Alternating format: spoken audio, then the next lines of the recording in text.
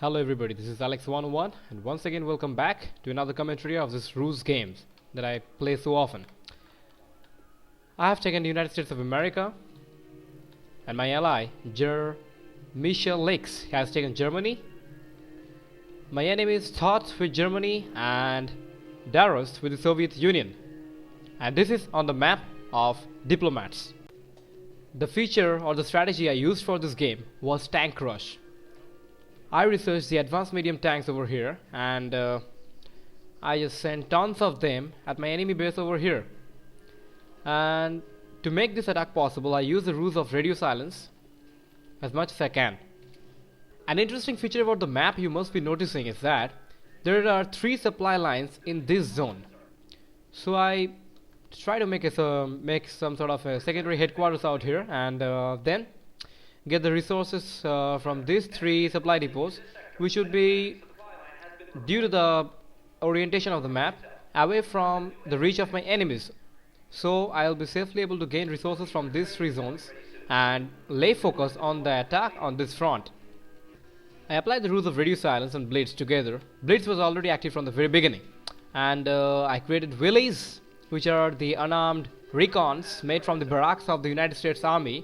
And I also had, as you can see, my advanced medium tank research is over and I am sending my tanks under radio silence that is undetected by the enemy behind enemy lines to attack directly on his base over here, on the base of Darus.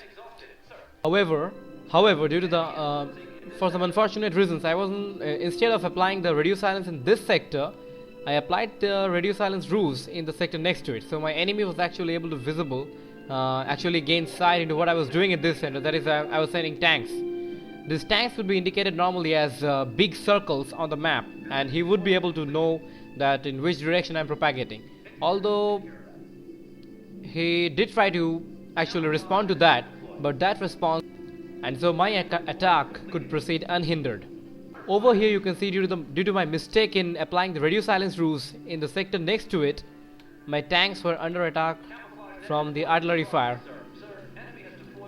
He deployed an advanced base of 2 artillery positions, and there was a secondary HQ over here with a barrack, an anti-armor base, and 2 supply depots. So he was trying to move ahead of his base, but due to some reason he didn't actually lay some strong defense over this sector. I mean, this pass was left open for my tank assault.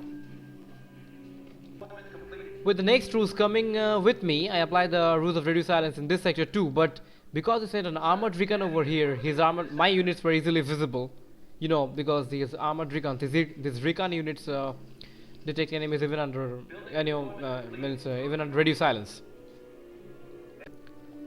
My strategy of gaining just plenty of resources from these 3 supply depots was on the way, as I continued to produce more tanks from my armor base and send them under radio silence to his zone. And over here you can see 3 of my tanks have already reached his main base, and they're fighting at his armor depot over here. Seeing my advanced medium tanks proceed, he made a lot of light tanks, but they were heavily outnumbered, and because they were light tanks, they were my advanced medium tanks were actually superior to them. I was able to crush that attack and proceed forwards and destroy his main HQ. With a lot of my tanks towards his main base, I was able to actually crush his HQ and whatever structures he had laid over there. Since he took the Soviet army, he was only able to lay artillery as his defensive nets. Else, with the United States Army, who could have got the option of deploying, say, like anti-tank fixed positions too. See there, I just smashed his artillery position.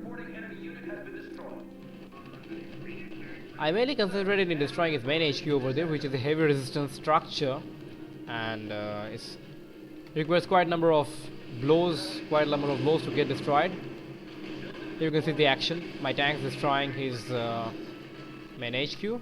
These are my tanks.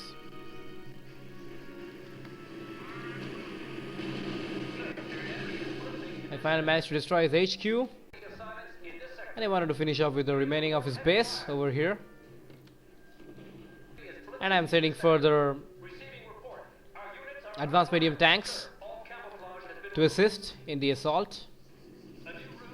There they are.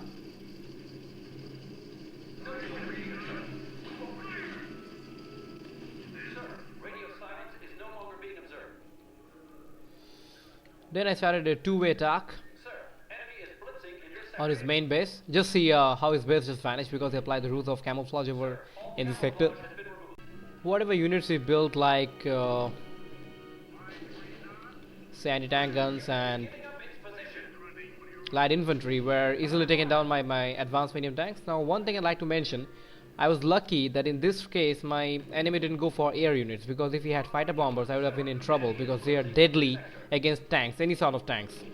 They just, although they take considerable amount of time in defeating Pershings, the advanced medium tanks, but even the Pershings are too hard to train, and it takes a tons of money and tons of time to create one.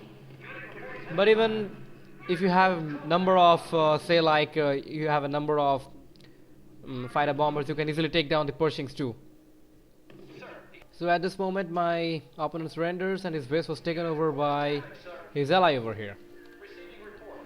But I just sent in all my troops through and crushed his base in no time. Let's get a bit closer to the action. And at this point the other opponent also surrenders. And it was a very good game. Hope you enjoyed the commentary video. If you like it, don't forget to comment, rate and subscribe. See you next time with another new video. Thank you very much. Take care.